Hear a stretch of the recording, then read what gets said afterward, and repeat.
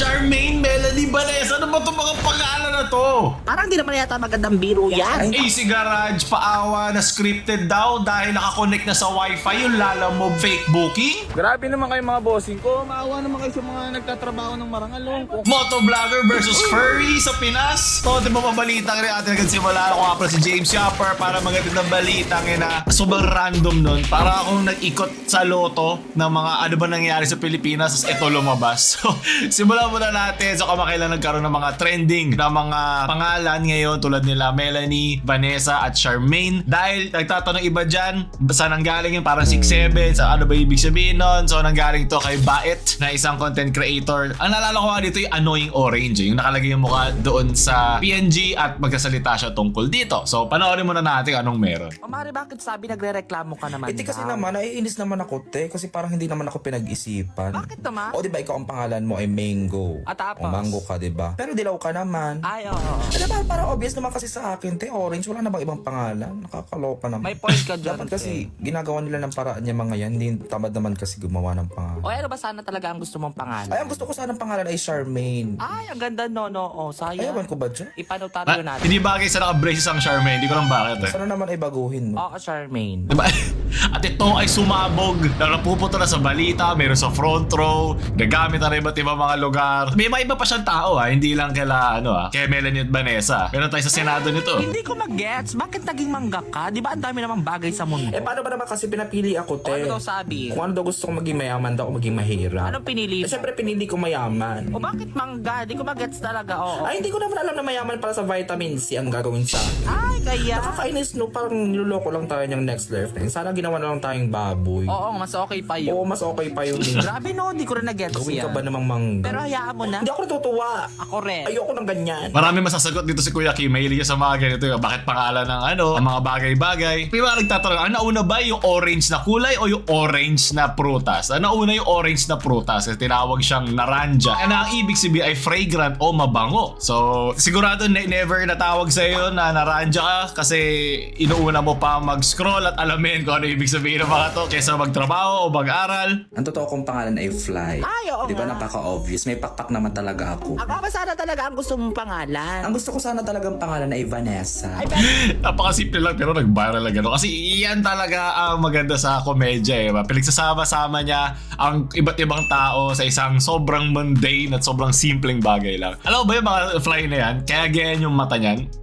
Alam ko nilagay lang siya na parang TikTok filter Pero para mga maliliit na siya rin ganyan. Kaya ang hirap niyang tamaan, evolutionary na upgrade yan. Kaya ang hirap nila patayin na nakikita nila yung movement, hindi lang sabay-sabay pero mas nauuna pa yung iba kesa dun sa iba pang mga parte. Kasi maraming mga maliliit na mata yan Ako apat lang mata ko So ito tatawag sa mga mata niya ay compound eyes. Kaya siya madami. Na ginagawa na iba't iba mga individual na maliliit na units na tawag ay ommatidia. So yung ommatidia na yun, kesa isang picture tulad tayo isa lang nakikita natin pinabaliktad pa nga yan nire-reverse pa ng utak natin. Yung maliit na utak ng langaw na yan ay ini-stitch siya together lahat ng yun sabay-sabay. So ibig sabihin dahil iba-iba yung angulo, iba-iba yung direction, nagiging mas sensitive sa movement ang isang langaw kumpara sa isang normal. Kasi marami siyang parang vantage point na yan. Isipin parang maraming sniper na pakalat kesa isang ganun lang. So tayo, umaasa lang tayo sa parang peripheral natin sa ibang movement. Sila literal may nakatingin sa'yo. Meron niyang angulo, makikita ka niya agad. Dahil meron siya isang maliit doon sa mga compound eyes na nakikita na niya agad. So parang pinagsasama-sama niya mga pixels na yun. Para sa isang complete panoramic view. Sa atin filter lang, sa kanila panoramic yung view. So Charmaine,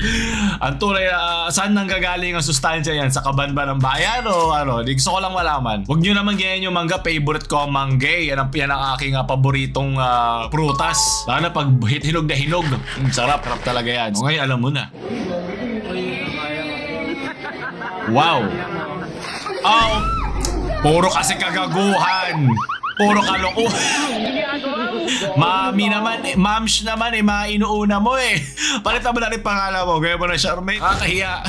Okay, doon tayo sunod na balita. Ito naman, nag-viral ulit si AC Garage dahil may mga video siya na pinopost na pinipin yung kanyang location at sinasayang yung panahon ng mga Lalamove driver na yon at mga Grab sa kanyang lugar. So essentially, pinagtitripan lang siya. Naasar lang yung mga tao kasi naargabyado pati yung mga nagtatrabaho lang ng normal. So grabe naman kayo, Kenny Rogers ang pina-order sa Food Panda. Kanina napakarami na dito. Maawa naman kayo sa mga taong nagtatrabaho ng marangal, mga bossing. Ba't alam niya agad na Kenny Roger? Kakagaling lang ba yan sa labas o bumalik siya para isimulan yung video? Nakakaano naman Kasi kanina boss, may mga na rin dito, daming Food Panda. Mga bossing ko, grabe naman, maawa naman kayo sa taong nagtatrabaho ng marangal. Iray mo, Kenny Rogers, magkano yan boss? 3K. 3,002. Putang ina, grabe naman yan. Wait, paano binayaran yung cash? Pero di ba mahirap gawin yan? Pwedeng habulin yung mismong number na nakakonect doon sa Lalamove? Ano naman kayo? Kanina ano mga Dami. Grabe naman kawawa naman Cancel mo boss, kasi walang order kami. Di ho ito makakancel boss kasi na pick up na eh. Yun nga lang. Yun nga eh. Yung wala kaming order boss. Wait lang, so may nagbayad ng 3,000 na kailangan bang bayaran ni Boy? AC? Grabe naman kayo, kay bossing pa mag-aabono nung Sabi nila scripted daw to. Grabe naman kayo, hindi na kayo naawa sa tao. May order na naman Di boss, ang walang yan nyo eh. Ang pilipiwisin nyo eh. Pilipiwisin nyo yung mga nag-aaraboy ng matangal. Di ba kinaawa? Di ba kayo maapektuhan yan eh? Kayo, yung mga rider. Wow, 3,000 ang Tulad yan, 3,000. Sino gabayad? Ito, yung kawawa, yung tao. Wala kay puso. Kawawa yung mga riders So may light, may dala pa siyang lighting ah. Ang lakas sa ilaw niya. Sabihin mo boss, ganito. Okay. Sa lahat ng rider, wala po kaming order ngayon. Sa madating na araw. Kaya lahat po, cancel nyo muna. Basta pag nakita nyo may nag-order na dito, i-address sa Boy AC Garage mga boss. Ulitin ko lang, walang order.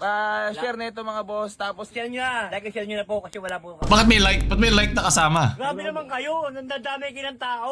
Ako, wag, trabaho ng marangal. Kung may hits kayo, wag mo masyado himasin chan mo tayo. Ikaw, inantok Sino dyan. walang ambag sa buhay? Walang ambag sa mundo. O, ginagawa nyo. Wag mo kasi suntukan. Punta kayo, suntukan tayo eh. Pero kasi man dami ng mga ganyan. Kawawa naman Suntukan na lang. Mag-abot 3,000. Natatawa ba siya o?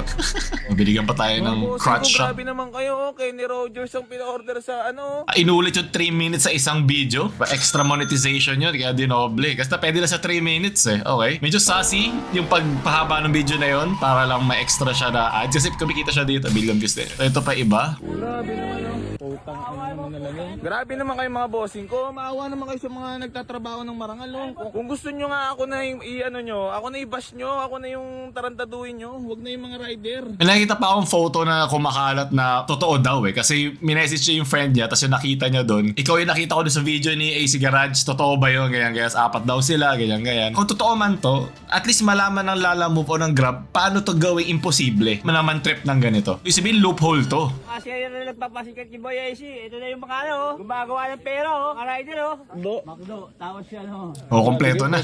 Macdo, Kenny Roger. Grabe kayo mga boss namangyak-ngyak na yung rider Grabe na kayo working student to.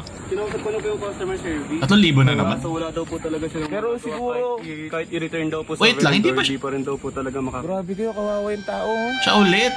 Nag-aaral ka ba? Value working student. Ang ina pupunta kita nyo naman working student to. Grabe, magkano yung dyan, total? 3,000. Hindi na kayo naawa sa tao. Ito, taka na, pag di ko binayaran to, di ko naman talaga mababayaran, di namin order. Di ba? Kasi puta nakakawa yung tao. Nakakaasar lang din na may ganito loophole ang Lalamove. Dapat hindi ito nagiging posible in the first place. Ay, naawa. Gabing-gabi nag-aaral pa yung tao, tapos nagtatrabaho. Dati po kasi pwede i-return to vendor. Naka-cancel naman daw po. Pero yung kausap ko ngayon, wala po eh. Hindi po talaga. Paano nangyari yun? Wala po kasi talaga pang abono eh. Puta na, grabe to. Kay ni Rogers to. Pumili pa ng litro ng coke. Dito talaga naka-address to? Apo, ito po yung pinaka... May mga notes pa nga po sila ng mismong AC Garage. Ano number yan nyo? Mismong AC Garage. Okay. Bilag kanina nyor? Victoria, babae. Ano, grabe. Paano niya nalaman babae? Ano to? So ito daw, sinasabi nila, paano daw nakakonect sa wifi. Pero alam ko, meron din namang mga portable na wifi. Pero mas madaling connect ngayon sa mismong data. Pero baka, dahil sa mas malalayong mga lugar, baka di umaabot ang internet do sa normal na mobile phone. So, kaya siya may dalang gano'n. Kasi sabi nila, nakakonect daw to sa bahay nila. Na baka tropa ito nakikiinuman lang. Hindi ko ma-assure, pero posible din yun. Alam mo yun, posible scripted, posible din na may dala na si rider na sarili niya portable wifi. Pero di pa ako nakakita ulit ng gumagawa nun. Sa papanahon ngayon, sobrang ganda na ng mga signal. Ano kaya to nyor? Sige. Babayaran ni boss. Ito, nasa to sa mga riders. Wait, sino bang boss yun? Di ba si AC Garrett? Ba't tinatanong ni AC etong kausap niya? Ano message mo sa ganito nga? Kaya po ako eh. Hindi, sabihin mo lang yung mga nananarantado. Hindi ko mayaman yan. Sigaw, iiyak ka rito. Pag di mo ginawa yan, di na ipabayaran yan. Sige ka. Lagyan mo lang yung share and follow. Huwag naman dami ng iba. Kasi maraming naapektuhan eh. Tulad ko po, imbis na maituloy-tuloy yung biyahe, hihinto pa dahil dito. Eh kung sabihin po natin hindi Unang naman biyahe mo ba yan? Gabi na eh, Hindi posible. naman po. Patapos na nga po talaga sana eh. Yun na nga. Nakakawa. Dapat kumain ka na kasabay nila. Oo, Hindi kasama yung skiduled ha. kapso. Hindi skiduled to. Pakita mo nga. Ay, hindi. Ayun. Ito pala eh. So yun po. Hindi siya scripted. Yung detail. Ayan, pakita natin lahat Yan. para... Hindi po ito scripted. Ito, Nandadamay. Ito, pag hindi ko binayaran to, kawawa siya. Ano, every time siya sabi na inis lang ako lalo sa Lala mo ba Grab, dapat may fail-safe sila sa mga ganito. Kasi ang dali niya abusuhin. Kasi nangyari na rin to sa isa pang, alam mo, nag-issue na vlogger. Kahit anong meron parang public na address, pwede nito gawin eh. Bakit wala siyang penalty? Bakit na sumasalo yung rider nyo? Dapat nga mas ma-call out din dito yung Lala Move eh. Kasi nababash naman na to si AC. Ano mo na rin ngayon, message mo na sa, kung may group chat kayo, sabihan mo na sa AC Garage ka mo, walang... Walang mag-order. Oo. Paano ba may talaga may nag-order sila? Wala na maniniwala. Ganun. Para sila na Grabe ko yung dami nito. na-excommunicate. Uy, yung puta yung gumagawa ng ganito, tangina hindi maganda yung ginagawa mo. Nakaka-perwisyo ka. Pero dahil pinost ito, mas lalong matutuwa yung gumawa niya. Eh. Kung tarantado man yun, na-enjoy niya na nakikita niya na nababad trip ka eh. Grabe kayo. Dito po. May isa pa? Wala po yan, boss. Ito, oh. Kabayaran nga namin, oh. Hindi na ako boss. Eh no, puta may nagpapaano naman, no, in-drive naman, no. Grabe naman yan, no. Sunod-sunod nga daw. May isa pa. nakapang-sampu na nga. Paki-11 ka na daw, boss. Wala yan, boss. Scam yan. Kitang-kita sa Hindi video. naman sa akin ang ano nito, doon sa mga taong na peperwisyo nyo. You know, working student to, si boss. Inanong agad ko nag-aaral eh, halata ka tuloy. Ito, ebidensya to. Nag-vlog kami na wala na kami tatanggaping order o kahit ano pa man. Pagkapalalo kami, nilaawa kami rito.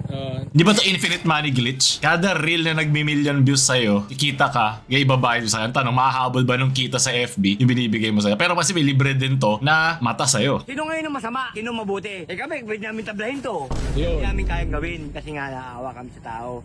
Kayo! Bakit yung bola nandoon sa AC Garage? Dapat doon sa kumpanya, di ba? Ano, sabihin mo na lang din sa mga rider. Kano ka? Sincere ka naman eh. Puntangan eh. Ito mabayaran namin. Hindi po. Nandito.